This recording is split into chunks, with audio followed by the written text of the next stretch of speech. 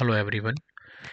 आज हम डिस्कस करने वाले हैं national highway authority of India की तरफ से जो 60 पदों के लिए एक नोटिफिकेशन रिलीज़ हुआ है।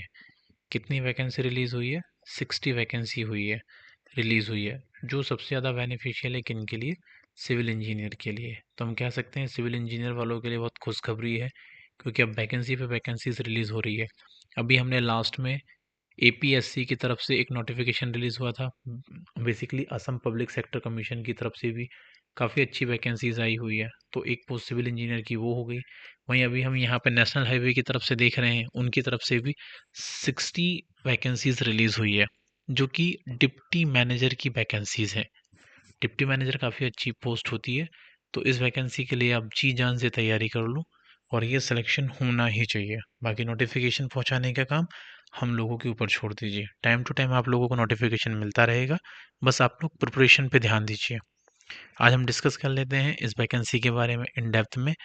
तो चलिए हम बात कर लेते हैं इम्पोर्टेंट डेट्स के बारे में। तो इसको अप्लाई करने की जो डेट है वो है 25/1/2025।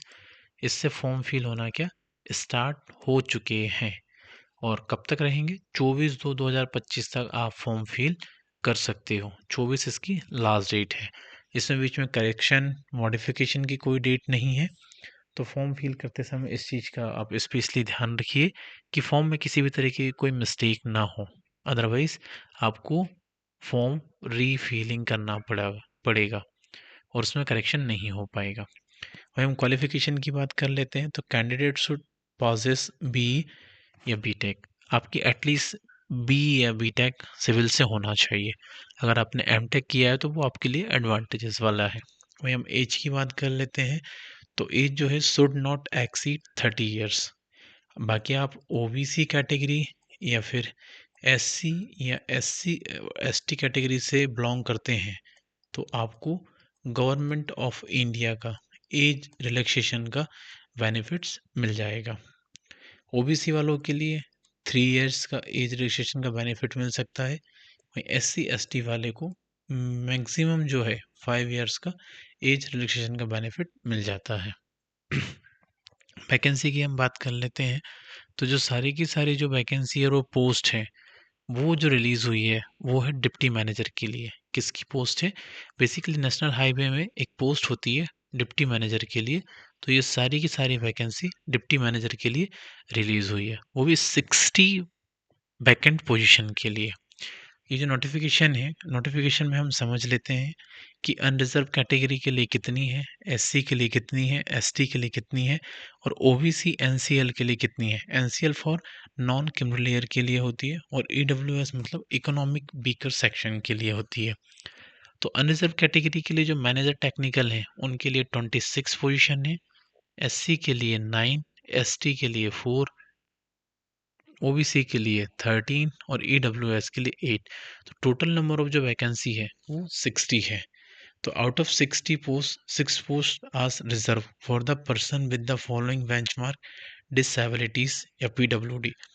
तो इसमें से जो 6 वैकेंसी है आउट ऑफ 60 में से कितनी 6 वैकेंसी, तो वो हैंडीकैप्ड के लिए एप्लीकेबल है, जिसमें से 3 पोस्ट है डीफ या हार्ड ऑफ हियरिंग के लिए, और जो लोकोमोटर्स डिसेबिलिटी में आते हैं, जैसे कि वन आर्म्स उनका डैमेज है या डिसेबल है या वन लेग से कोई प्रॉब्लम है, तो उनके लिए 3 पोस्ट एप्लीकेबल रहेगी। ये रिजर्व कोटा है बेसिकली इन लोगों के लिए।